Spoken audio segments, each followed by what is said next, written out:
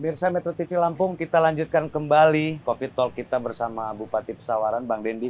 Bang, kita baru saja melewati libur Lebaran. Pemerintah mulai dari pusat sampai dengan tingkat bawah itu melakukan berbagai cara agar tidak terjadi lonjakan pasca liburan.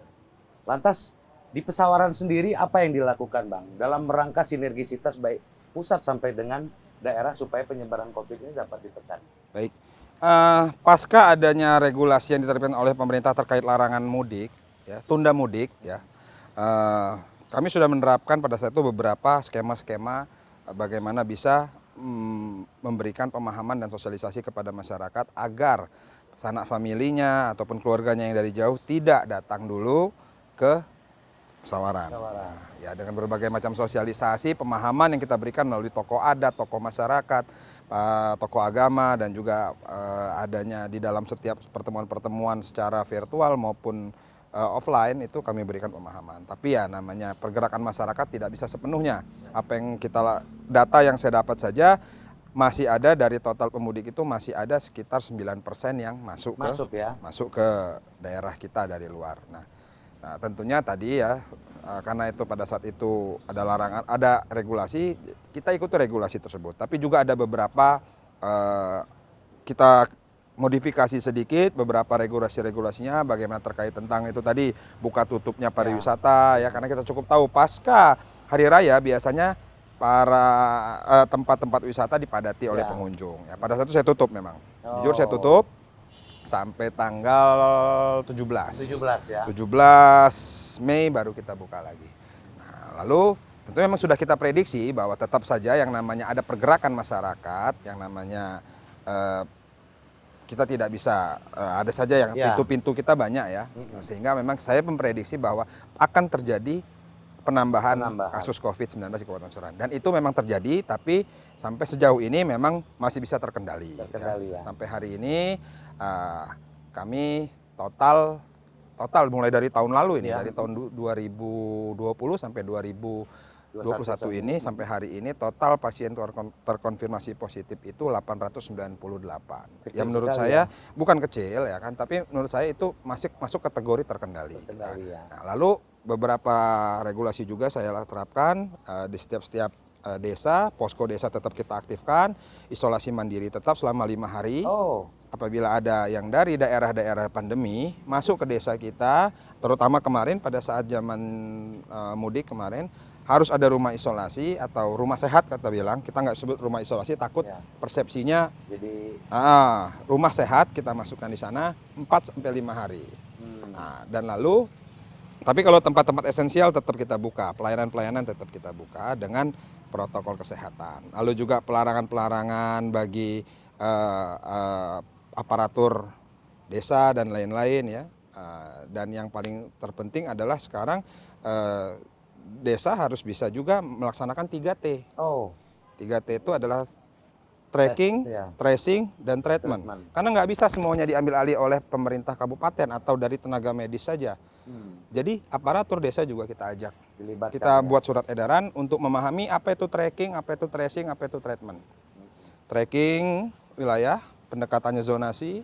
Tracing apabila ada satu orang di wilayah tertentu terkena konfirmasi positif COVID, langsung tracing dengan memanggil home care. Kami punya home care di setiap desa dan kita bekali dengan ilmu bagaimana mentes swab dengan APD dan lain-lain. Lalu treatment ini belum tentu yang sudah kita tes dia bebas, apalagi di dalam keluarganya sudah ada yang kena COVID. Belum tentu. Pada saat itu mungkin saja inkubasinya belum aktif atau masih non reaktif. Tiba-tiba minggu depan dia sudah reaktif. Nah, akhirnya minggu depan didatangi lagi di treatment. Lalu juga isolasi mandiri juga agar tidak menyebar, karena di daerah isolasi mandiri itu kadang-kadang tidak terpantau, terutama di desa-desa. Ada yang dia isolasi mandiri tapi masih bisa keluar warung. Dia beli kebutuhan hidupnya sehari-hari. Nah, itu sudah pelanggaran. Makanya jadi RT kita beri pemahaman agar satu rumah diawasi oleh tiga petugas gitu ya. Maksudnya tiga aparatur desa untuk apabila dia tiba-tiba bosan keluar tolong dilarang. dan diberikan pemahaman setiap pagi berjemur dan lain-lain. Nah, sehingga itulah yang bisa menghambat laju penyebaran COVID-19 di tingkatan RT. Ya. Jadi pendekatan kami memang zona terkecil, mikro tadi. Kabarnya Bupati juga melibatkan tokoh masyarakat seperti Empal supaya menjadi teladan dan panutan dalam penerapan prokes. Itu seperti apa? Dan muncul ide itu dari mana, Bang Bupati? Ya, karena kita cukup tahu pemuka adat kita, khususnya di Pesawaran, juga masih bisa menjadi sebuah masih bisa menjadi hierarki yang bisa diikuti, teladan ya di tengah-tengah masyarakat. Sehingga saya kemarin urun rembuk dengan para penyimbang sana, untuk mereka kami berikan juga kewenangan untuk bisa memberikan pemahaman dan ikut juga mengawasi jalannya protokol kesehatan di desa masing-masing, ya kan? Karena apa? Contoh, mau vaksin saja, lihat dulu penyimbang adatnya sudah vaksin belum. Nah, kalau penyimbang adatnya sudah vaksin, ya minimal komunitas adat mau dan juga keluarga besarnya mungkin mau. Itu menjadi turunan-turunan yang baik. Lalu juga kalau ada acara adat, biasanya kalau ada acara keramaian, contoh resepsi, pasti yang dituakan itu adalah penyimbang adat. Nah, lihat kalau penyimbang adatnya cerewet, oh ini nggak ada tempat cuci tangan, oh ini tidak pakai masker, pasti ikut. Nah, ya minimal menambah pengetatan protokol kesehatan di masyarakat. Nah, walaupun sampai sekarang himbauan kami belum boleh ada kegiatan-kegiatan yang berbentuk keramaian, hiburan ya, terutama ya tadi seperti mungkin pagelaran ini dan lain-lain, atau adanya panggung-panggung seni dan lain-lain, itu belum kami izinkan karena saya yang dahulukan. Itu memang dilema. Satu sisi memang aktivitas masyarakat dibatasi, masyarakat banyak yang kecewa, ekonomi kadang tidak bergerak, tapi juga saya harus bisa menjamin lebih penting kesehatan daripada segala sesuatu. Oke, baik, terima kasih Bang Bupati. Sangat banyak informasi yang dapat kita terima pemirsa hari ini.